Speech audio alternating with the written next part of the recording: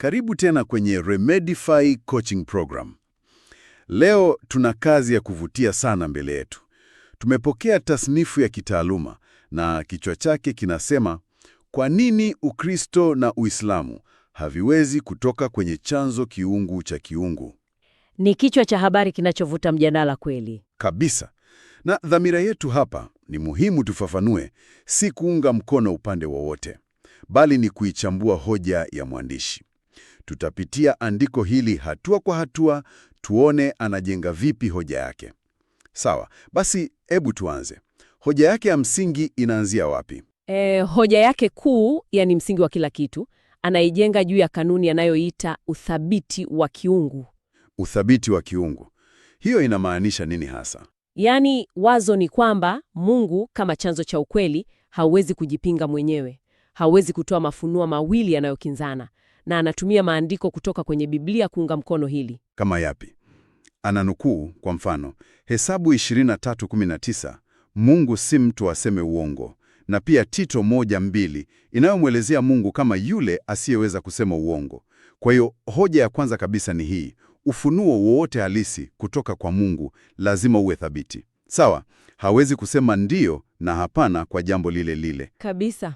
Na hapa sasa ndipo anatumia ile sheria ya msingi ya mantiki, sheria ya kutopingana. Ndiyo. Kwamba madai mawili yanayopingana hayawezi yote kwa ya kweli. Anatoa mfano gani? Mfano mkuu anaotumia ni kuhusu kusulubiwa kwa Yesu. Ukristo unafundisha kwamba hili ni tukio la msingi kabisa, lakini Uislamu unakanusha waziwazi kwamba tukio hilo lilitokea. Sasa hapo hoja yake inakuwa, haiwezekani Mungu yule yule mkweli akawa amefunua pande zote mbili za hadithi hiyo, au sio? Hiyo ndio hoja yake hasa, kwamba ni lazima moja liwe kweli na lingine si kweli, lakini haiwezekani yote yatoke kwake. Ili kuipa uzito hoja hii, anaelekea wapi? Sasa hapa ndipo anapofanya kitu cha kuvutia. Badala ya kutumia vigezo vya nje, anasema Biblia yenyewe inaweka kipimo cha ufunuo. Yaani Biblia inajipima yenyewe? Kwa namna fulani ndiyo. Anatumia andiko kutoka Kumbukumbu la Torati sura ya 13. Hapo maandiko yanaonya kwamba hata kama nabii akitenda miujiza mikubwa, mambo yanayoonekana ya kimungu kabisa, lakini ujumbe wake unakupeleka kuabudu miungu mingine, basi huyo nabii hapaswi kusikilizwa. Hii inaweka kigezo kwamba ujumbe mpya lazima upatane na ule uliotangulia. Ujumbe ni muhimu kuliko muujiza. Hiyo ni hoja nzito. Pia anatumia Isaya 8:20 na waende kwa sheria na ushuhuda. Ndiyo, akisisitiza wazo la kupima kila kitu dhidi ya ufunuo uliopita. Lakini andiko analolitumia kwa nguvu zaidi, ambalo linaonekana kuwa nguzo, ni lile la Wagalatia 1:8. Hapo Paulo anasema kitu kikali sana, kikali mno. Anasema, lakini hata kama sisi au malaika kutoka mbinguni atawahubiria nyinyi injili yoyote isipokuwa hiyo tuliowahubiria, na alaaniwe. Na alaaniwe. Hiyo ni kauli isiyo na mzaha. Na mwandishi anasema, angalia maneno, malaika kutoka mbinguni. Yaani Paulo anaweka kiwango cha juu kabisa. Hata kiumbe cha mbinguni kikileta injili tofauti haikubaliki. Ujumbe unapimwa dhidi ya injili ya awali kuhusu Kristo. Hapo sasa anafungua mlango wa kuingia kwenye kiini cha mgawanyiko. Ndiyo. Utambulisho wa Yesu Kristo, Kristolojia. Hapa ndipo, kulingana na tasnifu tofauti zinakuwa zisizoweza kupatanishwa. Mwandishi anaorodhesha mafundisho makuu ya Ukristo kumhusu Yesu. Kwanza, kwamba yeye ni neno wa milele, kutoka Yohana 1:1. Ndiyo. Pili, kwamba huyo neno alifanyika mwili, yaani fundisho la umwilisho, kwamba Mungu aliingia katika historia ya mwanadamu. Na anaendelea, mwana wa Mungu, si kwa maana ya kibiolojia, bali cheo cha kiungu. Kabisa. Na bila shaka, tukio kuu la imani yote: kusulubiwa, kufufuka na kutukuzwa kwake. Hizi ndizo nguzo. Na mwisho, kauli ya Yesu mwenyewe katika Yohana 14:6, mimi ndimi njia na kweli na uzima. Hizi si sifa za kando, ndio kiini chenyewe. Sasa, kwa upande mwingine, tasnifu inaeleza jinsi Uislamu, ingawa unamheshimu sana Yesu kama nabii mkuu, Isa ibnu Mariamu, unakanusha kila moja ya nguzo hizi. Kila moja. Kila mmoja. Ananukuu Qur'ani. Kwa mfano, wanawake wa kiungu unakanushwa vikali kwenye sura ya 5 aya ya 72. Na muhimu zaidi, lile tukio la kusulubiwa lenyewe. Ndiyo, Qur'ani 4.157 inasema hawakumsulubisha, bali ilifananishwa kwao. Sasa hapo una mgongano wa moja kwa moja. Kwa upande mmoja, wokovu unategemea kusulubiliwa. Kwa upande mwingine, tukio hilo halikutokea kabisa. Hapo hakuna njia katikati, au sio? Ni ama limetokea au halikutokea. Na mwandishi anasisitiza kwamba kukanusha kusulubiliwa ni kuondoa injini nzima ya Injili ya Kikristo. Kisha anarudi tena kwenye vigezo vya Biblia, ananukuu 1 Yohana 2:22. Ni nani aliye mwongo ila yeye akanaya kwamba Yesu ni Kristo? Kwa hiyo anahitimisha kuwa kwa kutumia vigezo vya Biblia yenyewe, ujumbe unaokanusha utambulisho wa Kristo hauwezi kuwa umetoka kwa Mungu wa Biblia. Hiyo ndiyo hoja yake kuu. Haya ni mambo mazito sana, na kwa kuzungumzia elimu ya kina, kwa nyinyi mnaotaka kuchimba zaidi katika masuala haya, huu ni wakati mzuri wa kuwakumbusha kuhusu chuo cha Biblia cha bure mtandaoni. Nafasi nzuri sana. Kabisa. Unaweza kupata masomo moja kwa moja kwenye barua pepe yako kutoka Tyrannus Hall Bible College, yani THBC. Tembelea tu kiungo hiki http://beacons.aikk2020 Tyrannus Hall Bible College. Una haja ya kusafiri, unachohitaji ni simu yako na internet. Na pia unaweza kuunga mkono huduma yetu ya vijiji kupitia http://beacons.aikk2020 Philanthropy. Sawa, turudi kwenye uchambuzi. Mwandishi haishii hapo, sivyo? La, haishii hapo. Anasema tofauti hii kuhusu Kristo inasababisha mipasuko mingine mitatu ya kimsingi. Wa kwanza ni upi? Uokovu. Kama tulivyosema, katika Ukristo, uokovu ni kwa njia ya msalaba.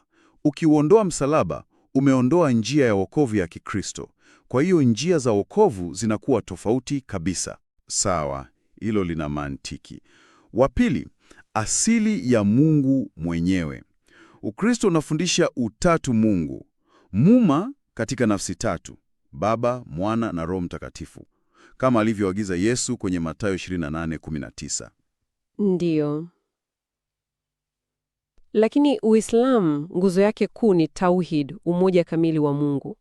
Na Qur'ani inapinga wazi wazi wazo la utatu. Sasa hoja ni, hizi si njia mbili tofauti za kumwelezea Mungu mmoja. Ni maelezo mawili yanayopingana kuhusu asili yake. Sawa. Na la tatu? Hilo linaonekana muhimu pia.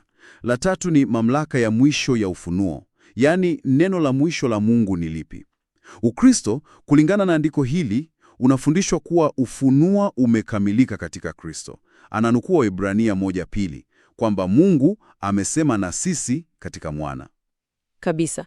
Yesu ndiye ujumbe wenyewe. Kwa upande mwingine, Uislamu unafundisha kwamba Muhammad ndiye muhuri wa manabii na Qur'ani ndio ufunuo wa mwisho na uliokamilika. Kwa hiyo madai yote mawili ya kuwa na neno la mwisho hayawezi kuwa ya kweli kwa wakati mmoja. Ndiyo, ni madai yanayotengana. Sasa najua kuna pingamizi nyingi kwa hoja kama hizi. Moja la kawaida kabisa ni lakini sote tunaabudu Mungu yule yule. Tasnifu inajibaje hili? Hili ni pingamizi muhimu na analijibu moja kwa moja. Anasema kutumia jina linalofanana kama Mungu au Allah hakumaanishi mnaongelea kiumbe kile kile. Anatoa mfano. Ndiyo, anatoa analojia. Ni kama watu wawili wanasema wanamjua Juma. Mmoja anamwelezea kama mwalimu mrefu kutoka Mwanza, mwingine kama dereva mfupi kutoka Tanga. Wanatumia jina lile lile, lakini ni wazi hawazungumzii mtu yule yule. Kwa hiyo anasema ikiwa sifa za msingi za Mungu zinapingana, basi hamzungumzii Mungu yule yule. Hiyo ndiyo hoja yake. Sawa. Vipi kuhusu dai jingine la kawaida kwamba Biblia iliharibiwa au kubadilishwa? Ndiyo, dai la taharif. Anajibu hili kwa kutumia ushahidi wa kihistoria. Anasema hakuna ushahidi wowote kutoka kwenye hati za kale za kabla ya Uislamu unaunga mkono dai hili. Kinyume chake, ugunduzi kama hati za bahari ya chumvi na maelfu ya nakala za Agano Jipya za zamani, anasema zinathibitisha uthabiti wa ajabu wa maandiko ya Biblia. Hati hizi za zamani zinafanana sana na Biblia ya leo. Kwa hiyo hoja yake ni kuwa dai la kuharibiwa halina msingi katika ushahidi wa kihistoria uliopo. Ndivyo anavyosema. Basi, tukihitimisha, hoja ya mwandishi ni kwamba Ukristo na Uislamu vinapingana kwenye misingi mikuu asili ya Mungu, utambulisho wa Yesu, wokovu na ufunuo. Na kwa sababu Mungu wa Biblia ni thabiti, mifumo miwili inayopingana haiwezi kutoka kwake. Hiyo ndiyo kesi anayoijenga. Na hii inakuachia wewe msikilizaji wazo la kutafakari. Tukikubali hoja yake kwamba ufunuo wa kiungu lazima uwe thabiti, basi swali inabaki: mtu anatumia vigezo gani kutathmini ukweli? Sio tu kati ya dini hizi mbili, bali katika mfumo wowote wa imani. Ni nini chenye uzito zaidi kwako? Mantiki, historia, uzoefu? Hilo ni swali ambalo kila mtu anapaswa kujiuliza. Asante sana kwa kuungana nasi katika uchambuzi huu. Na kwa ajili ya elimu zaidi, usisahau kutembelea TYRNS Hall Bible College, yani THBC, mtandaoni. Unaweza kupata chuo cha Biblia cha bure. Ni fursa nzuri sana ya kujifunza. Ingia tu kwenye http://beacons.aikk2020 Tyrannus Hall Bible College. Anza masomo yako leo kwa kutumia simu yako tu. Na tafadhali usisahau kuunga mkono huduma yetu ya vijiji kupitia http://beacons.aikk2020 philanthropy. Tunawashukuru sana.